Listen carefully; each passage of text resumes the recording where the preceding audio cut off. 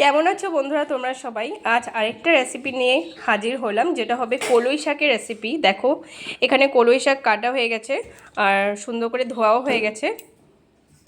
প্রথমে কড়াইতে অল্প সর্ষে তেল গরম করে নিলাম, দিয়ে দেব কাঁচা লঙ্কা আর শুকনো লঙ্কা। প্রথমে শুকনো লঙ্কাটাই দেওয়া হয়েছে, শুকনো লঙ্কা ফোড়ন। বন্ধুরা তোমাদের জানিয়ে দিচ্ছি, আমি আজকে রেসিপিটা বানাচ্ছি একটা মাছের মুড়ো দিয়ে, যেটা মাছের তেলটা দিয়ে বানানো হবে। যে তেলে মাথাটা ভাজা হয়েছিল সেই তেলে রেসিপিটা তৈরি করা হবে। শুকনো লঙ্কাগুলো এইভাবে একটা থালা আলাদা করে রাখা হয়েছে। এখন কলই শাকগুলো তেলে দিয়ে দেব।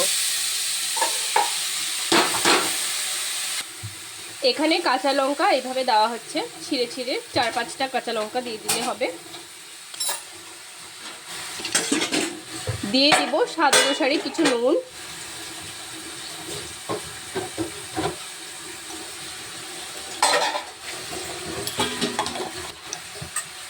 সামান্য হলুদ গুঁড়ো। এখন অল্প নাড়াচাড়া দিয়ে ঢেকে রাখতে হবে।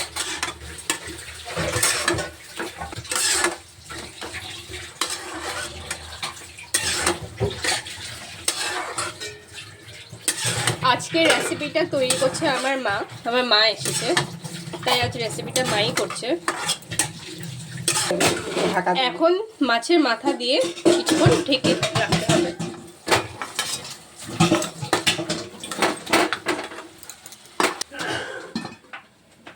দেখো বন্ধুরা, এখানে আগেই বাঁধাকপির একটা রেসিপি তৈরি হয়ে গেছিলো। আমি কিছু প্রবলেমের জন্য তোমাদের কাছে শেয়ার করতে পারিনি। আরেকদিন তোমাদেরকে আমি এই রেসিপিটা শেয়ার করে দেখাবো।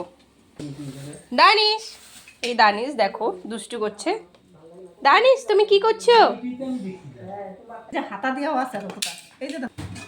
ঢাকনা খুলে আবার কিছু নাড়াচাড়া দিয়ে নিব অল্প।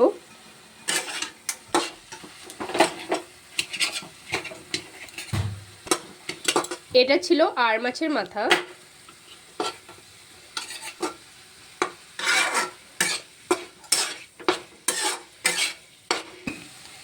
এখন দিয়ে দিব সামান্য চিনি। তোমরা চাইলে এটাকে স্কিপও করতে পারো। দিয়ে সামান্য নাড়াচাড়া করে নেব। আবার কিছু সময় ঢাকা দিয়ে রাখতে হবে। দানিশ, কি করছো? প্রায় হয়েই গেছে। এখন আবার ঢাকনা খুলে নাড়াচাড়া দিয়ে নেব।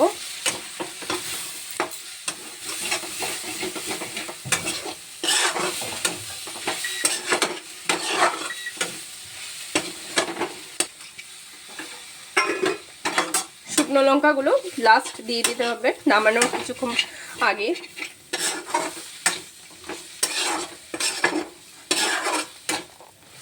দারুণ লাগে এই রেসিপিটা গরম গরম ভাতের সঙ্গে।